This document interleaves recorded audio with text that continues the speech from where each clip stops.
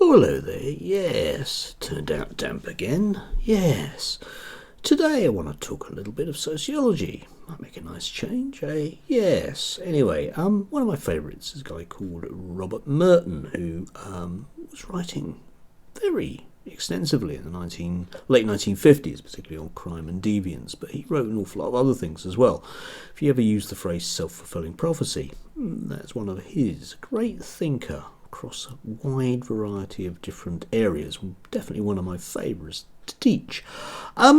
He came up with notions of deviancy in the society, and which I think are very, very pertinent today, and that gives a model that we can use. And I'd like to look at our lovely grifters through the lens of Merton's strain theory. He believed that people lived under a great deal of strain under capitalism because it says that we need to achieve goals, and if we don't get to do that, then we're strained, and we develop a number of different ways of dealing with it. There are 5 major ways, and I want to look at these through the eyes of our glorious sort of griftering class and the way that they present things to us.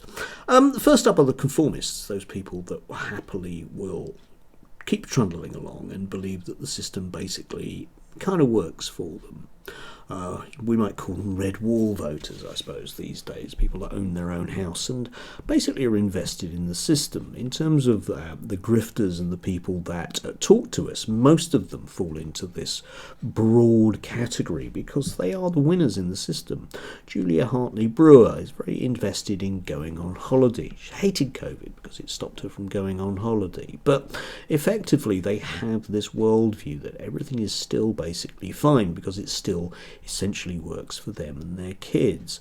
There are problems in society, but if we just are a bit more Liz Trussy, they'll go away. They do believe, if you like, even if there are nagging suspicions that there might be something wrong. The next lot are the retreatists, and Merton used this notion of people that take drink and drugs. They just simply opt out. But the retreatists, we can see in our grifter class, are those people who basically throw up their hands and say nothing can be done. They will always go on other people's podcasts and bewail the latest Sam Smith video as evidence of the imminent collapse of civilization. They have their own particular gods, if you like, and at the same time I just don't think it's a particularly coherent worldview.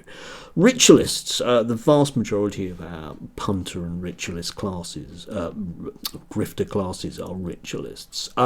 Those people that believe that we can stop any kind of national decline if we get children to sing the national anthem.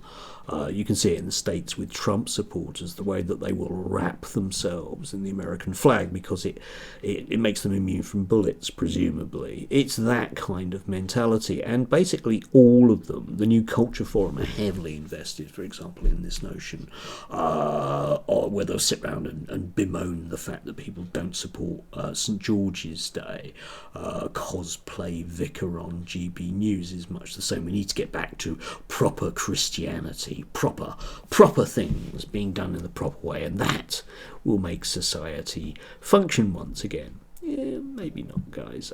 Maybe there's a bit more than saluting the Union Jack, I think, than what we're dealing with at the moment. The last lot were the ones which Merton is famous for, the innovators, as he calls them. He saw, like a lot of functionalists do, as crime as being very much part of the system, and your innovators are basically an awful lot of our grifters. We can see innovators with people like Boris Johnson or your Nadine Dorries, people that just don't really care about the rules.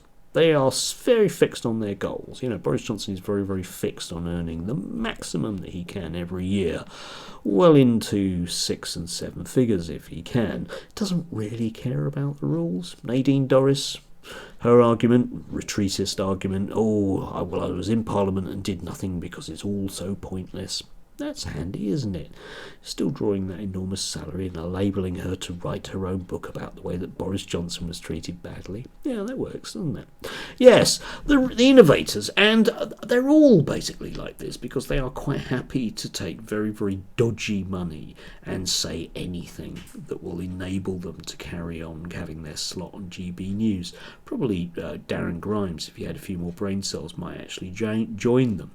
The last lot was a group that effectively Merton, like a lot of other people in the 1950s, would have dismissed, the rebels, those people that say, oh, there's a problem with capitalism. And some of them are on our grifting kind of, in our grifting class, will consider themselves to be rebels. All right, your Neil Olivers, they always see a higher truth that the WEF are just about to get us. But the problem with all of them is that none of them problematize really the system itself. They don't see the economic system as being the basis of the problems that people face. And as such, they would only ever tinker with things. You know, it's the standard Reform Party line. Oh, we're the true Conservative Party. Once again, yeah, if we just have, you know, we might well give tax cuts to the rich like everybody else, but we'll do it in a far more inventive way that'll actually work. They're not really rebels, these people, at all. No. Anyway, yes, the thing I like about sociology is that it gives people models of the world that they can then use to see a higher truth.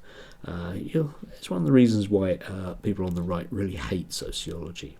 It's not just that it's made up of left-wingers, because Merton definitely wasn't a left-winger. It's the fact that it gives you tools to understand the world around you. Anyway, do have a lovely and indeed conformist weekend. You'd better.